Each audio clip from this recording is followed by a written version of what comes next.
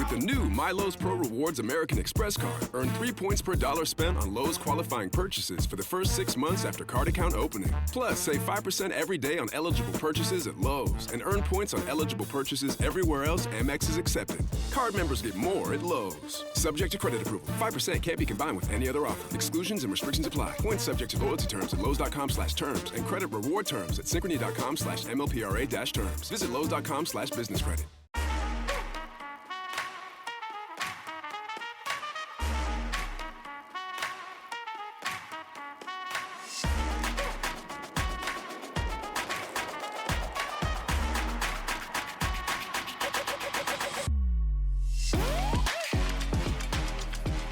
Hello, everybody, and welcome to another episode of Attack the Baseline, a WNBA podcast where every episode we attack our baseline knowledge of the WNBA.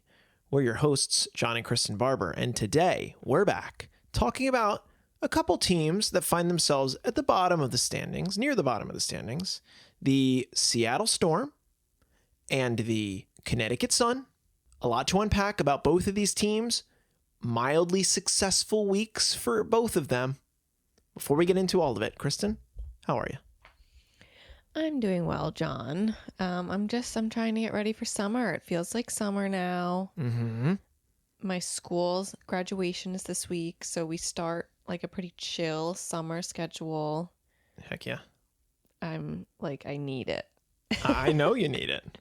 I've seen firsthand how badly you need it. Yeah. It's going to be great. It will be great. Some things I'm doing to get ready for summer. Mm-hmm. I just bought a pass for the city bikes for the month of June. Yes. And I'm going to go bike around. Uh-huh. That'll be fun. With my friends. During the World Cup in Philadelphia. I'm not thinking about the World Cup. I know you're not thinking about it.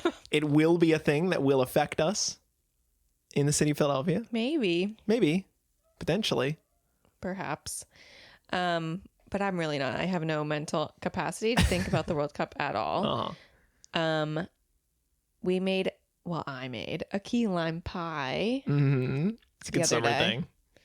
Yeah, it was good for summer. I like randomly had this condensed milk left over. It's like, what do I do with this? Apparently you make key lime pie. Yeah, make a curd. It's very bitter. Weirdly enough. Like, it's pretty tart. It's pretty bitter. So it has some sweetness, but... Yeah, I don't know if it's really good, but still, it's a summer thing. Yeah, don't sell yourself short. It's a good pie. It looks great. It tastes good. It just doesn't necessarily taste the way that a traditional key lime pie would probably taste, but we followed the recipe, so who the heck knows why it is the way that it is. Maybe it's that Whole Foods graham cracker crust. I still think it's the Whole Foods graham cracker crust. I'm sus. Let us know if you use that in your baking. Yeah, is your key lime pie bitter? Send us an email at attackthebaseline@gmail.com, or you can also connect with us by contacting us on Bluesky, Instagram, TikTok at ATBPod. You can leave us a 5-star rating and review and tell us about your key lime pie. You could subscribe to the YouTube, and in the comments, you could tell us about your key lime pie. And of course, you can tell your friends and family to reach out and tell us about their key lime pie and also get them involved and connected to the WNBA, because that's why we're here. Mm-hmm. We love the W, and that's how you can be connected with us. Now, let's start with the news. Another brief but interesting bit of news from this week as it pertains to the Phoenix Mercury, specifically the general manager of the Phoenix Mercury, Nick Uren. Now, you may not be aware of this if you are just a WNBA watcher. Nick Uren has been running the Phoenix Mercury since the 23-24 campaign, obviously took the team to the finals last year, and has had some success, made some big trades, traded for Ka, traded for AT and Satu and all that. Well, he was one of the 2 or 3 finalists for the open position of the president of basketball operations for the Philadelphia 76ers, where he interviewed with our executive group, our owners, and was ultimately not awarded the position, as the Sixers this week, just the other day, hired Mike Gansey, who is a GM from the Cleveland Cavaliers. So that's kind of it. But I just think it's worth noting that Nick Uren, currently running the Phoenix Mercury, who have been struggling mightily as they sit 2-7 as we're recording this podcast on Sunday, the 31st of May. But he's out here taking other potential interviews for other positions. And ultimately, as much as I love the W and how it would have been cool to have a WNBA guy as our front office guy as a Sixers fan, I was not ready for Nick Uren to make that jump. Stay in Phoenix, figure out your problem in Phoenix right now. And maybe we'll look forward to you in the future. Yeah, that's just interesting to me to be taking interviews. Very low key. Yes, very. You gotta read the blog posts to really know, or follow the beat writers to know. I follow the Sixers. I follow Sixers accounts. I follow the W. I had no idea this happened. No, but obviously he didn't get hired. He's still with the Mercury, but it's just an interesting through line that the Mercury have really struggled because they didn't really do much in the off season, probably because of him. He had his hand in that as a general manager. And now he's potentially looking for a new job. Yes. We'll see. We will see. I mean, I'm not making any calls about Uren's job, but they have not struck gold the same way that they struck gold last season. I mean, they've lost some close games. They probably should be a little better than 2-7. But, losing Satu, not great for that group. And, AT and Ka can only do so much. So, but potentially, as the Sixers owners will also be the owners of the Philadelphia WNBA team to come in 2030. They supposedly like him, right? Because he was a finalist in these interviews. So, who knows? Perhaps he becomes part of that management. Yeah, and if you want to know the further through line, Nick Uren is a friend or an acquaintance of Bob Myers. Bob Myers is the executive head of Harris Blitzer Sports Entertainment. So he's like the overall general manager of all these teams that our Sixers ownership group is connected to. So they're still going to have that connection come 2030. So I think there's a non-zero chance that we see a guy like Uren make a move to the new Philadelphia franchise. Maybe bring him with him Ka. Maybe bring him with him Natasha Cloud. Would be pretty cool. Okay. Yeah, we'll see. Yes. A preview, we will be discussing the Phoenix Mercury next week. Yes. So a lot to talk about with that team as well. Hopefully they start to turn it around and we get to talk about them on an upswing. Yeah. But that's it for the news this week. Yeah, nothing really else crazy. We just had that video clip of Caitlin and Stephanie White kind of crashing out in the Fever loss against Portland. I feel like it's not crazy news. I feel like obviously we don't want tempers flailing in a very, high intensity part of a game when you're trying to win a game. We want to be calm and collected and, control ourselves so we win. Who knows if this doesn't happen, maybe they can, get back in the game. They got the break speed off of them though by the Fire. So got to credit the Fire too for forcing this out of them. Yeah. Oh, absolutely. The Fire, they're not playing around. It just is interesting. What do conversations look like between the team in a less stressful situation? Yeah. You hope not in anything like that. No. Something to monitor. Yeah. At least a little bit. But it happens all the time. You see star players go at their coaches and vice versa. And, what might look bad in a clip might not be necessarily as bad as you expect. We will see. The Fever have lost 2 in a row. They're 4-4. They are currently on the outside of the playoff picture. Very early. But very something to monitor. All right, Kristen, let's do highlights before we talk about our teams this week. I'll let you start. Where was your highlight Yes, my highlight was the Dallas Wings beating the Las Vegas Aces. Big win. On Thursday, a huge win, come from behind win. Jessica Shepard had her second triple-double of the season. Whew. The only player, I believe, to have one, and now she has two. Now she got two. She scored 22 points, had 20 rebounds, and 10 assists. Crazy. Absolutely feasted on the boards. Nuts. Yes. And who expected them to win? Because Alana Smith was out and Enrique was like playing sick, very ill. Yeah. So you just like don't expect them to win this game.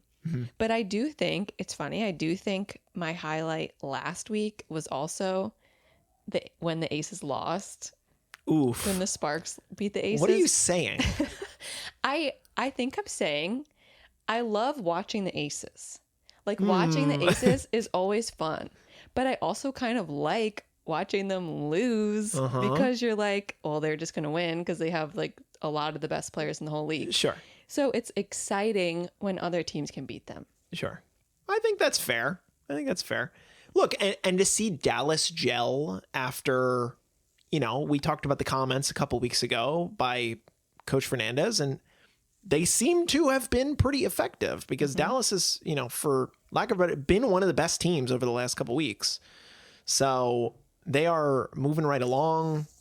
AZ's in the starting structure. She got her first start in that game, which is pretty cool. But yeah, Jess Shepard, credit to her. Sky's the limit now for Dallas. Just crazy. 20 rebounds, crazy. Yeah, 20 and 20, but to also have the assists is pretty remarkable. Well, what about you?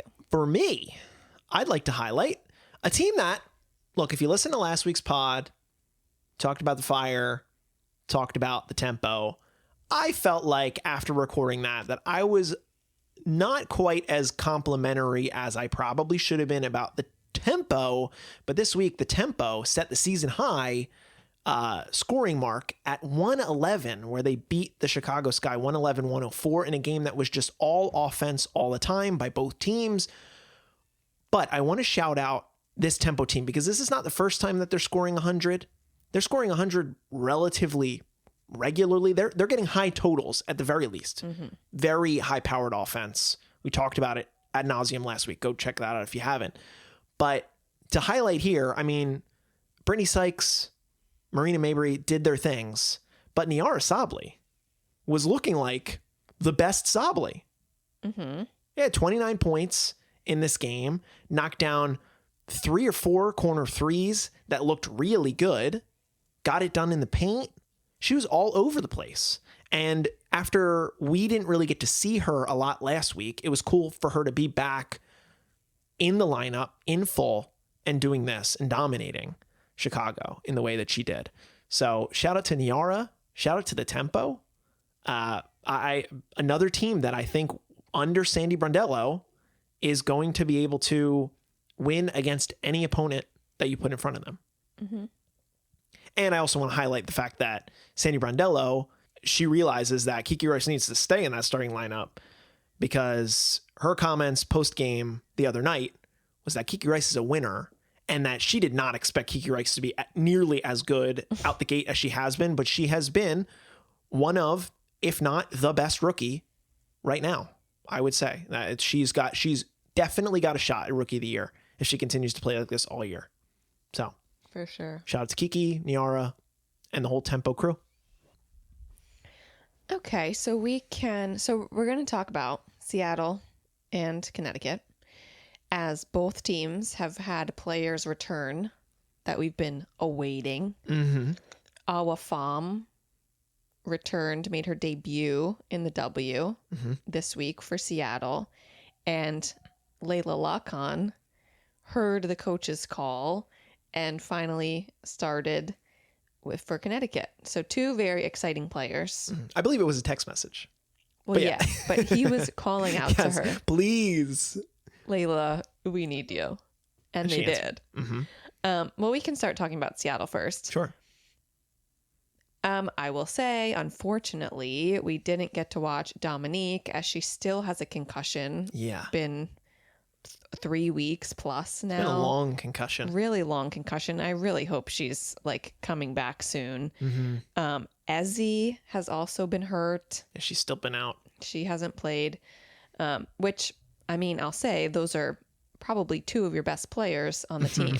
Right. So that's unfortunate that they're still not available. We will check back in when they do come back, because I am dying to see both of these 2 bigs play with Awa, with Steph Dolson. Like, how are they going to change these rotations when these 2 big, very good players come back? Yeah. So we'll check back in when that happens. Absolutely. So Awa debuted, and also Katie Lou Samuelson came back. Return of Katie Lou. Finally. It's been a long road for her to get back. Like, very long. But she, I think, played great. Yeah. So where do you want to start? Well, I think I'll just start at the fact that even though, I guess we start our following them this week back on the 24th, back a week ago, when they played Washington, and they beat Washington relatively handily, scored 96 or 97 points against them. And that was a game that they didn't have Dom, didn't have Ezzy, neither of them. But with the return of Katie Lou, with the starting of, or with the debut of Awa, with Steph Dolson, they kind of have a decent enough big rotation that despite losing, or despite not having their 2 best bigs, I would argue, you don't even really need to argue, they're capable enough to have like a normal WNBA offense. That's kind of where I want to start. I kind of like Katie Lou, you said, quite good. Katie Lou was like way taller than I remember her being. She's pretty tall. Yeah, she's tall. Yeah, she is. Like, she's big. Yeah, she's big. I just think of Carly. Yeah, yes. Carly's smaller. Her sister. Also back and playing. Yes. But honestly, we should just lead off. Awa Pham, double-digit points in her debut. Not the easiest thing for, especially a woman as young as she is, to do in the WNBA, and she should be commended. She looked great. There were moments where I saw that Flage Awa pick and roll, and I said, that is the future. Point. That is the future. They already are going to play. They're already playing great together. And I already think that I was fitting in. I don't see any nervousness. She's moving her feet well. She's hitting free throw line jumpers that look pretty good. Like, I think she's going to be an absolutely great player. And it really is a shame that we can't see the dynamic that she's going to have with the other bigs right away. But perhaps this helps her get more acclimated. Yeah. You know, I think it will be more complicated when you have Ezzy and Dominique who command more of the floor. Yeah. So now she gets to like get her footing underneath her, kind of on her own a little bit, without the 2 of them. Not that she really needs to get her footing under her, because she is already like very good, a very good player, very positive. I think something I took away was how many minutes she had already played. Like, she's already playing 20 minutes a game. Yeah. Well, she's 19 years old. She just came over. Like we saw with Dominique last year. Dominique took a long... They spread her minutes out. They were not giving her a lot of playtime at the beginning. This is different coaching. Yes, different coaching. And clearly they trust Awa to get things done right away. Yeah. And I think it's at least a similar enough playbook. You know, Awa's going to be coming off the bench. I don't expect to see like Awa Pham is starting unless like Steph is hurt and Katie Lou are hurt. Like, it would literally need to be all the bigs are hurt for me to expect to see her in the starting lineup. Maybe by the end of the year, we could see the triple big lineup of Awa and Ezzy and Dominique, which would be insane to think about. Yeah, I mean, I think Dominique and Ezzy would start. I think Awa could start instead of Steph. Yeah, she could start at the... Oh, well, yeah, instead of Steph. You're saying with everybody back? Yeah, when everyone is back. Sure. I don't think right away that's going to happen. No. But they could play around with that.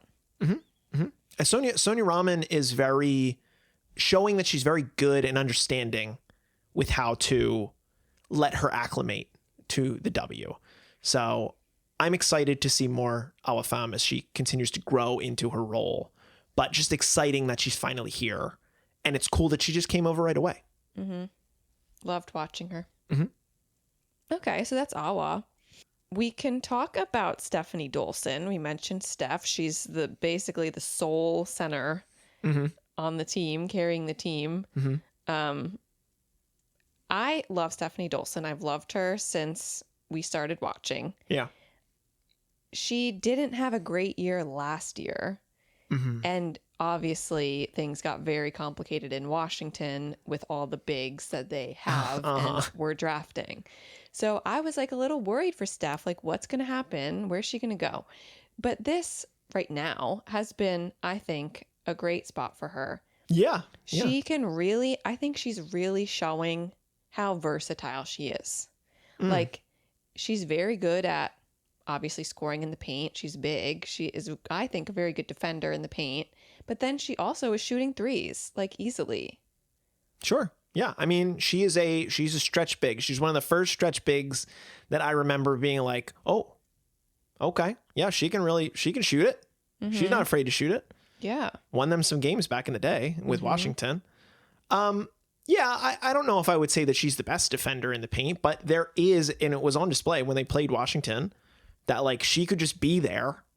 And that was enough to prevent Shakira or Kiki from scoring. So, I think she gives you, she's certainly, I would expect her to be the best shooter maybe of these bigs that they have right now, at least pure shooting. Maybe I would quibble between her and Ezzy, but like she's going to give them a different look.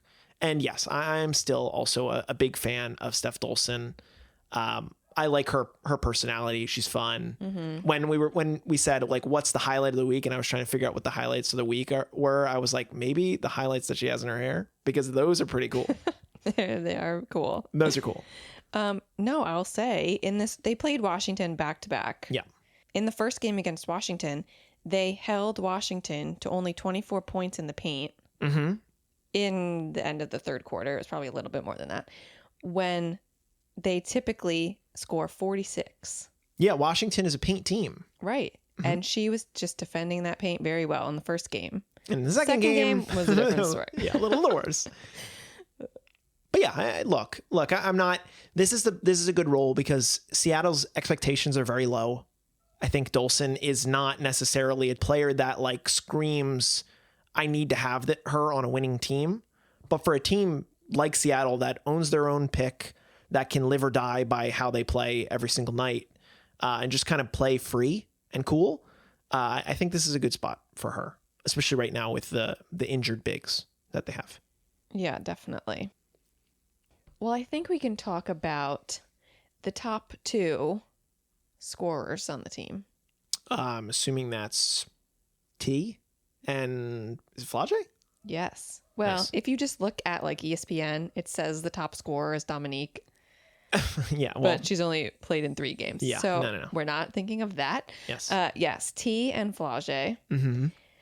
Natisha, I was worried at the beginning of this season. She really was in a slump.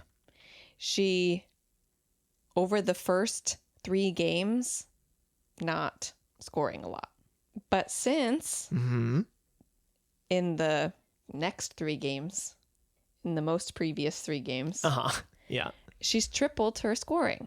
Oh yeah, no, she's back. She's definitely back. T's back. Yeah. The shots there. I mean, we know that she's a clutch shooter. There are moments where they need to get a shot off really quick, and it barely touches T's hands, and then immediately she puts it up and just cashes out. Still, we'll always love watching her. Got the pink hair going on, got the stud buds situation going on. She's a ride or die. She's one of the most fun players from a personality standpoint, from a game perspective. And just like we talked about with Steph Dolson, I think this is a perfect scenario for T because they needed a point guard, and she is a point guard and she can fill this role and give solid minutes, win some games for Seattle. So definitely helped them win against this first game in Washington. She had her career high 24 points. Yes. Very awesome. exciting. Yes. Flage? Obsessed. Come on. We talked about her. We talked about her immediate impact. To be as good of a defensive player as she is already. I mean, if you didn't know, Seattle's already top 5 in defense in the league right now, and they're leading the league in both steals and blocks. And they're Flage is leading the team in blocks. And they're not turning the ball over. So they're protecting the ball, they're generating steals, they're blocking shots, and Flage is a huge proponent in that. It's just an always energetic, always smiling, another great watch on this team, Flage Johnson. No, absolutely. And really, like, I feel like she must be such a good teammate. Yes. She seems so positive, uplifting. They were talking about on the broadcast how she had been texting Awa a bunch, like before Awa came over, like how excited she is to play with Awa. Like she was texting her the most of anyone on the team. Like you can just tell how happy from the beginning, how happy she's been to be in Seattle. Yeah. So I love this. She's averaging 11 points a game. I think she is so good at like certain times when the offense is not really getting open. Players are struggling to find their space. Flage like looks around. She's like, no one's getting open. And then she just will shoot her jumper and make it. So like she's not trying to hog the ball and do it all herself always, but like she'll do it when she sees that she has to do it. Right. It's great. Yeah. And, to talk about how good of a teammate she is, that seeing her, the announcers saying that she would probably celebrated more when Awa scored her first basket than Awa did. That just shows you that like how much she cares and how much she recognizes that moment, what that moment meant for Awa. This is your first basket in the W. That's great. And I assisted it. And I am so happy for you. I think that she's just a dynamite teammate right now. And, we said for the situation that Seattle's in, this is really great that they end up with her going forward. Now, I think when we look at some of the things that the team struggles with, still rebounding. Rebounding is still an issue. Free throws, they don't draw a lot of fouls. That's something that they have to work on. I expect those things to change when the other bigs come. However, they were there last year and they were also not particularly good rebounders. And it was a different coaching scheme. So I don't know what needs to happen in Seattle to increase the number of rebounds outside of just players wanting to rebound more. But something to notice that I think is always going to limit this team. Yeah, and I think part of it right now is Steph being basically the sole big. Yeah, and not the best rebounder. She plays so far out a lot of the time. Sure. Like she's defending Sonia Citron at the 3 line. So like, yeah, then you're not going to get a rebound. Oh yeah, correct. No, they're not. They're not in it. They're not in a position to be successful on that front. Right. And who knows? Maybe that's not the way they want to play.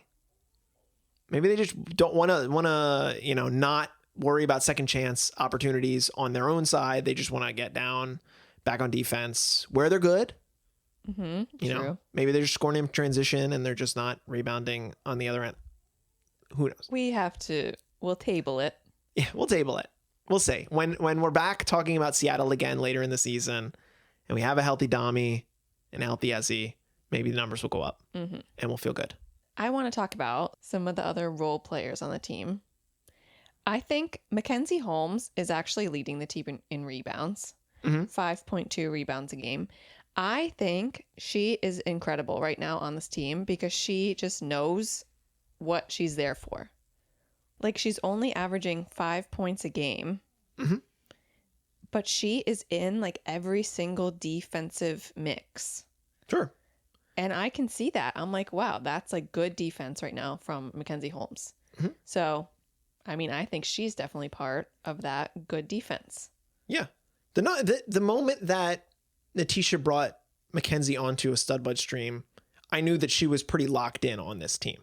And that was during training camp. That was when we weren't sure for sure that she was going to be on the team. She's contributing. She's getting a decent amount of minutes. Coach clearly trusts her in some regard. And I think there's enough raw skill there that she could be something moving forward for this team as they move on. I'll mention Zaya Cook. She was great in the first game against Washington. Has been a sneaky good player in fantasy. Oh, there you go. Yep. But then she was not good in the second game. So I think she just can be streaky. Yeah, a big time streaky. But one of their like truest shooters. Right. Like she was so good at shooting threes in that first game. So willing shooter, I should say. Not necessarily the best shooter, but willing. Yeah, definitely. Lexi Brown, she's been playing. You like to talk about Jordan Horston. Yeah, Jordan Horston, she got a start this week, which is cool for me. For Jordan Horston, I'm just glad that she's not, she's back off of the injury. She's not hurt anymore. That ACL 2 off seasons ago was a bummer for me because I really enjoyed her the first year that we started talking, about the W. Jordan Horston's another really like high upside player, a good, solid role player, solid bench piece that would help any winning team, in my opinion. Whether Seattle's, ready to win right now, it still remains to be seen when they have their best players on the court. But I think Jordan Horston is going to be a solid piece going forward, or a solid piece that another team might want to trade for. I could see like a Jordan Horston move generating like solid value for Seattle if they want to go that way. Not saying they will, but I think she's a player that any team would want on their roster. Interesting. Yeah. Okay. Anything else on Seattle? I just think for Seattle, 2 like trends that we saw this week were, in the 2 games that they lost, they just got down very quickly. Like early in the first quarter, they were down 23-9, and then they were down 21-10. Like so quickly, it just gets away from them at the beginning, and then you just can't like get it back. Yeah. So I think they just have to pay more attention and be more careful at the beginning of games, so it doesn't slip away like that so quick. Yeah, I mean, Michaela Onyenwere was like killing this team in the first 5 minutes of the second Washington game. Was the reason that they were so far behind. But again, I agree. You're right, and this comes with the age of the team. They don't really have that like comeback gear yet. And that could just be an experience thing. Maybe they get a little down when they see that they're losing, and maybe that affects the way that they play a little bit. Who knows? Because maybe they don't have as much experience coming back so hugely. I mean, Natisha Heidemann knows how to come back in games. She did so with the Lynx plenty over the last couple of years. But you're right. I think that is a trend to follow. Will they flip that script a little bit going forward? But ultimately, it's okay for Seattle. I don't think Seattle needs to be like so concerned about wins or losses right now, in my opinion, because going forward, if they do have a bit of a rougher season, they're going to know where the areas that they can improve on, and it's going to be that guard rotation, finding a little, maybe another wing, and I think they're going to have an opportunity come the 2027 draft to find somebody that's very helpful for this team. So I like where Seattle is going forward. We'll love to watch them once everybody's healthy and see like maybe they pop even more. What would you do if your online store converted 36% more shoppers? You could take 36% more vacation. Another pina colada? Yes, please. Open a new retail location with 36% more square feet. Fantastic. Hire 36% more help. You're hired and you're hired. Shopify has the world's best converting checkout, up to 36% better than other e-commerce platforms. What you do with those extra sales is up to you. Switch to Shopify today at shopify.com/listen and get a $1 trial. Shopify.com/listen. All right, then. The Connecticut Sun. We got to see 2 games of the Connecticut Sun, and I would just like to start here shouting out a friend of the pod, Joe, who asked for us to talk about the Sun on the pod. He said, when are you going to talk about the Sun? His Connecticut Sun. And I said, Kristen said, when they do something cool. And last week they won their first game. And fortunately for us, this week, while following them, they won their second game. And that was pretty cool too. 2 games, they lose the first against Portland, 71-61. And they win yesterday against the LA Sparks, 84-81. And I think I kind of just want to start with the win straight up. Layla Khan answers the call, comes in, and it immediately reminds the world, yeah, I'm pretty dang good at basketball. She scored what? The first 7 points for this team. Yep. And really was only stifled later in the game because of some foul trouble. She actually didn't play a lot of the game. Yeah. Because she very quickly had 3 fouls, basically didn't play at all in the second quarter. She comes back in the third quarter, gets another foul, and sits again. So she really didn't even play that much. And still, just her presence there for how many minutes did she play? She played for 20 minutes. Okay, I guess that's like a decent amount, but definitely not as much as she would have played had she not been in foul trouble. So even her presence there was incredibly impacted this team. Yeah, 20 minutes, a +4. Got the team going in a way that we hadn't seen them get going this season. And it was great because they had what was kind of their expected starting lineup, or pretty close to their expected starting lineup, because BG was back. She's been in and out with injury all season so far. But, to have Anissa Morrow, Sanaya Rivers, Layla, Diamond Miller, who they traded for this offseason, and BG, this is like, okay, we can be a real team, and we can beat a team that's like in that middle tier, like LA. Granted, LA didn't have Kelsey Plum. Decent caveat for this game. However, I still want to give credit to Connecticut as they win a big game that you called a must-win. Yeah, I did. I think that's a huge opportunity, a must-win opportunity. You're playing at home in front of a bigger crowd than normal because you're playing in Hartford instead of at Mohegan Sun. Yeah. The Sparks are down their best offensive player, and you have your best offensive player back for the first time. Like, you have to win this game. Yeah. And they did. And they did. What was it? The first time in 23 years that they were playing in Hartford? Yep. Very cool. Cool. One of 2 games, I believe, that they're playing there this year.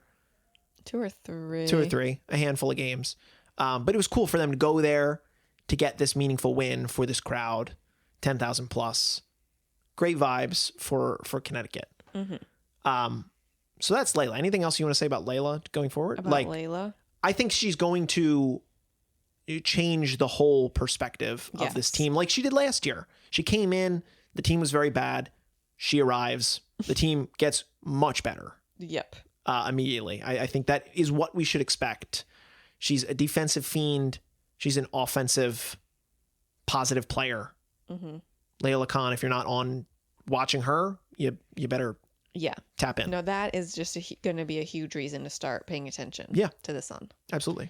You could have wrote them off before this, but now, it's Layla needs to be watched. Where do you want to go next? Do you want to talk? Well, you mentioned Anissa Morrow. We can talk about Anissa. Anissa has 7 double-doubles already. In what? Is that 8 in 10 games? 10 games. Yeah. Is there 2 and 8? 10 games. Pretty good. I believe leading the league in number of double-doubles. Mm-hmm. Yep. Is leading the league. She's been playing so much better than last year. Real improved. And that's the situation owes itself like, okay, Anissa, can play a ton. She's really showing how quality she is as a rebounder, especially at her size. Mm-hmm. Really appreciate seeing those high rebound numbers popping off the sheet in her game. Shooting the ball pretty well. I think Anissa Morrow is a player that has a pretty decent ceiling.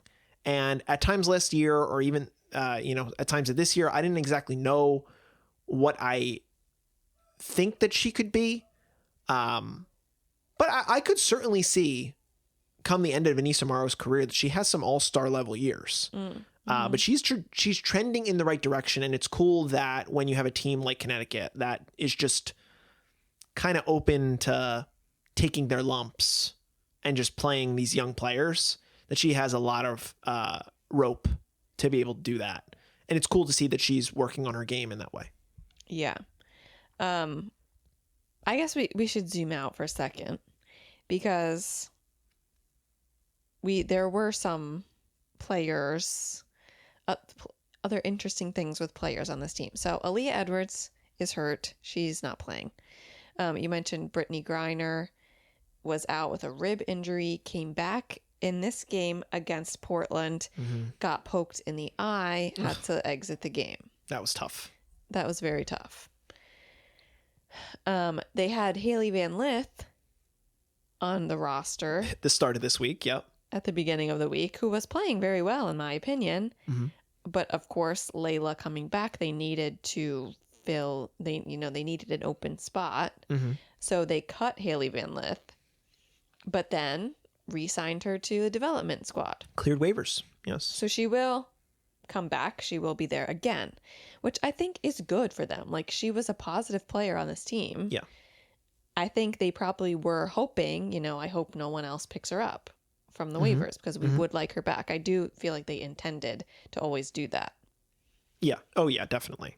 So just more interesting movements there. Yeah. Yeah. And like, they are continually, like, BG is the big vet on this team, Kennedy Burke too. But they are committed to the youth movement. They're trying to figure out what's best. And it's a weird situation because, obviously we all are aware that they're going to be in Houston next year, and we don't know who of the organization is coming along for the ride when they move to Houston. But like, a lot of these young players will be under contract as they move to become the Comets again. So they're just all kind of trying to figure it out their own way. And the team is giving minutes to Nell Angloma and to Charlize Ledger-Walker, and they're giving minutes to HVL before they cut her and then bring her back. And she will get more minutes because she's now with the team. She's giving them a lot of energy when she plays, which is why there was like some amount of outrage when the cut happened this week. But at the end of the day, with her returning to the dev pool, I think all things are forgiven, because again, she might be promoted in the future. Who knows? She could be returning to the full roster. Yeah, she could. Soon enough. Yeah. But yeah, it's kind of cool the way that they operate, where we're seeing game to game, like 11 players playing. It's not often that a team goes that deep. Right. But this is a team where you're just going to kind of see everybody. Yes. And they have started 11 different players. Which is also crazy. Yeah. I think like 3 more than the next team. Yep. Other teams have done like 8. No, everybody gets a start, at least one start in Connecticut. Basically. But I feel like, obviously, it's a smart move to see a bunch of these players are rookies or second-year players. Like, you have to keep learning, who they are and keep developing them. But I also think it's just a smart move in terms of, like, because the players are younger, have less experience, would probably be role players on other teams, not starting. I think it makes sense that, perhaps they would get more tired than, a traditional, starting lineup would towards the end of a game. Like, I think you just want to be spreading out minutes well. So you're not like overtiring or overtaxing one of these players. Yeah. so you keep getting the most out of them that you can get out of them. Yeah, I mean that's a fair point. They've all got energy, so let them run. Let them run. Let them do their thing. I want to talk about Sanaya Rivers. Yeah, because I feel like, when I watch Sanaya, I want so much. I want her to be so good. I want her to be so good because she is such a special defensive player. So one thing when the season started and I was thinking about this Connecticut team is hoping that Sanaya would make this offensive leap, that we would see a positive shooting progression. And unfortunately, we're kind of seeing the opposite. Her 2-point percentage is down. Her 3-point percentage is down. Her attempts are down. And her free throw percentage is down. So her assists are up. She's passing the ball a little better. Her steals are down. Her blocks are down. Her turnovers are up. Things that I didn't necessarily expect to see with knowing how special she was in her first year on one side of the ball. But I really do hope that she figures this out and believe in her ability to figure it out. Believe in her, at least tenacity and her desire to figure it out. I don't think she's going to slack, but it does bum me out at least a little bit to see that she's having a bit of a cold stretch through these first 10 games, to say the least. No, she's always been like a defensive demon. And I think she still is showing herself in that way. But yeah, it just is rough, like watching her attempting these shots, and like her 3-point percentage right now is 9%. Yeah. So that's just rough. Really tough. There was a lot of turnover on this team compared to last year in the offseason. Obviously, Marina, who she's very close to, yes, is not here anymore. And that's like probably was a huge bummer to start the season. I have to imagine. Figuring out how to play without Marina. And like she, as a second-year player, is like kind of has to be a leader on this team now because they have a bunch of new players. So stepping into that role, it might just be, it takes time to get used to. Sure. I really hope perhaps now with Layla there to facilitate things better. Yeah, she doesn't have to be a point guard that an unsuccessful point guard. Yeah. She can find her spots better. And she's not afraid to take jumpers. No. But if she could just work on those mechanics a little bit, I don't know where Connecticut's coaching staff is with her. Hopefully they're working a little extra, on practice days. But you're right. Layla coming over will help Sanaya's role decrease a little bit in a way that would be positive for her. Yeah. No, I think that's true. Yeah. I'll say too, to the point of, it's not just Sanaya. The team as a whole, last in personal fouls, last in assists. Meaning they generate the most personal fouls. Yeah. Well, let me tell you, they showed this graphic on the screen that personal fouls are up by 7 per game on average. Yeah, more than last year. 7 more fouls a game than last. That is too much. It's terrible. Okay, move on. It's terrible.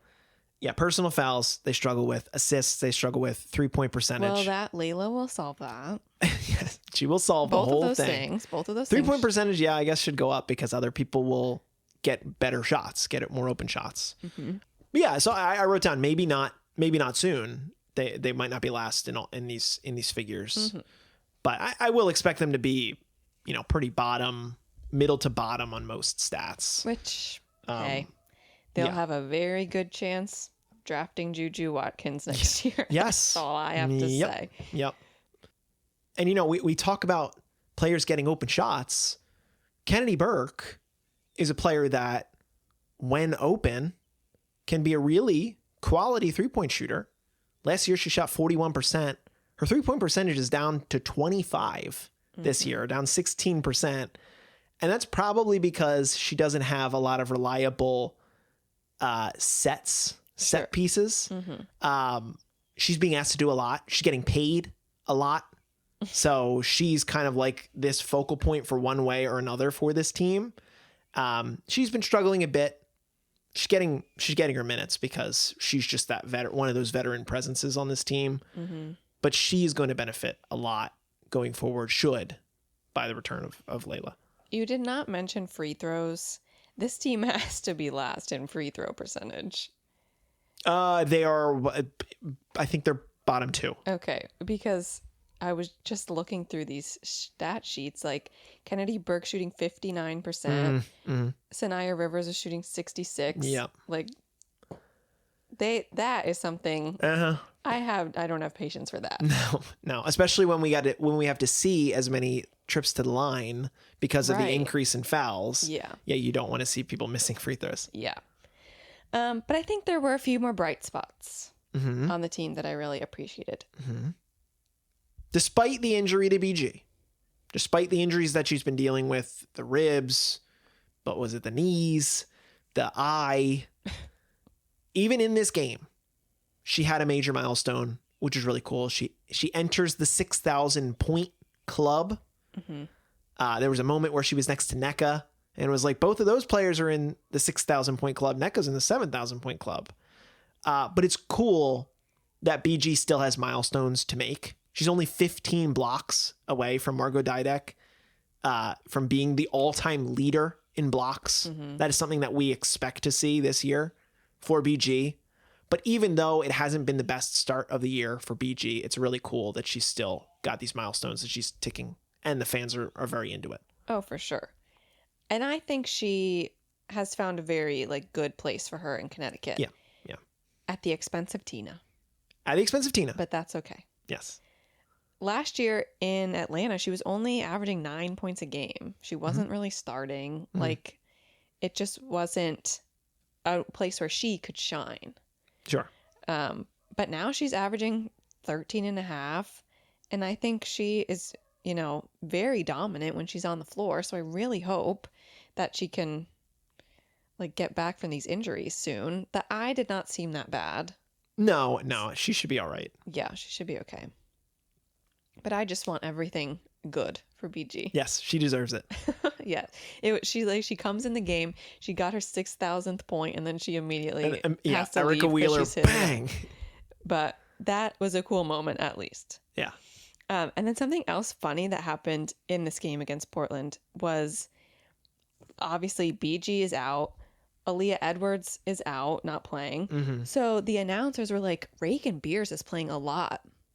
I was like, oh, I guess I should pay attention to Reagan Beers playing a lot because she's just, a rookie. Mm-hmm. So I'm like, okay, let me watch Reagan Beers.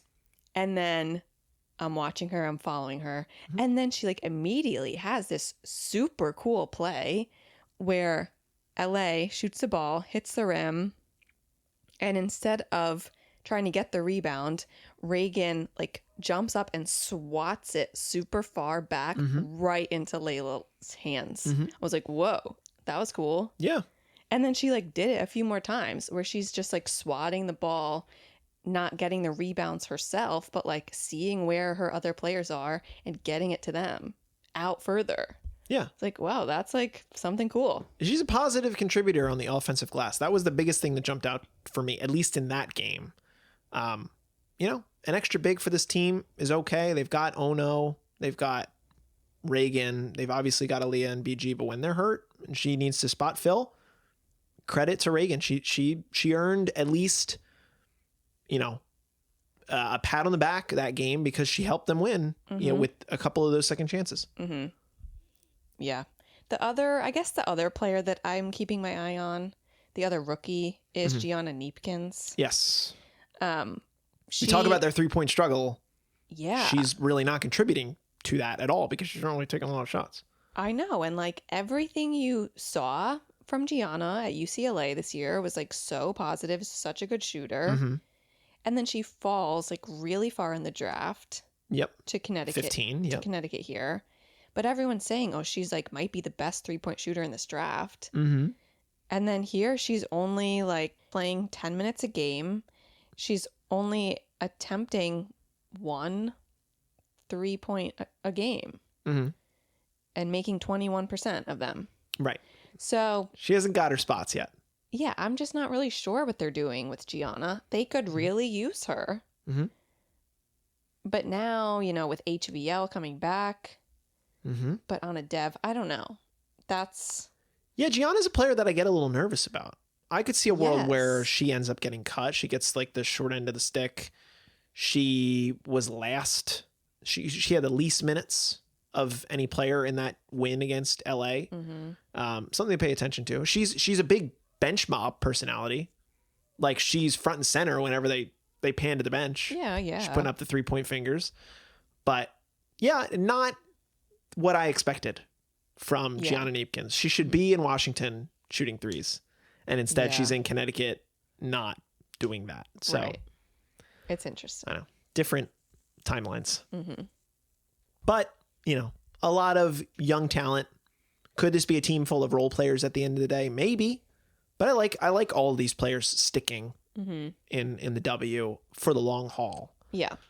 And regardless of what happens next year. Of course, as much struggle as Connecticut may have this season, I think everyone should be watching a game or two here and there. Sunset season. As it's their last season as a team. Yes.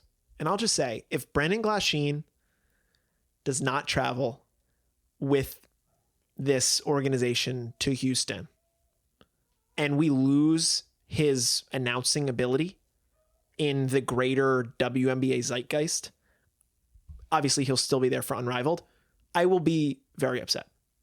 I think he's one of the best. One of the best in the industry. He's very funny. Very good listen. So shout out to Brendan and company. I hope you're, doing Comets games next year. Or maybe another team. I don't know. But I think that's going to do it for this episode of Attack the Baseline. Nice little chat about Connecticut and Seattle. Pretty long chat. Pretty long chat. Yeah, not Even little the chat. worst teams, there's a lot to say. There's a lot to say. There's a lot to say about all these teams. And I do like this new format that we're cooking up where we get to talk about two teams every week, spending time going through them. Yeah. Because we'd be watching like multiple teams a week anyway. We'd be watching the games. So might as well talk about it. Yeah. And there's really not like so big of a through line that in, a storyline right now in the W that we can kind of go wherever we want to go. And it's nice. However, next week, we're going to be highlighting two teams. Kristen already hinted on one that have been underperforming what we had expected from them.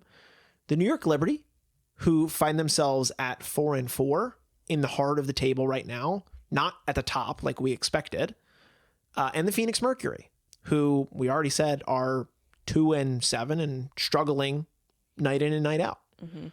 Both teams also have had players return from overseas. Yes. So hopefully this should be a shift in the season now. Phoenix with Monique Akowa-Makani coming back, and New York with Leonie Fibish, and hopefully Sabrina is able to play, a bunch more minutes now too. Sabrina and Satu. There's these aren't the true. That's not the true New York team. It wasn't. We'll talk about it. Hopefully they're all just healthy. We get to see them. But yes, that is what you can look forward to. Reminder, tomorrow, or I guess as you're listening to this on Monday, Commissioner's Cup starts. Get ready for the Commissioner Cup.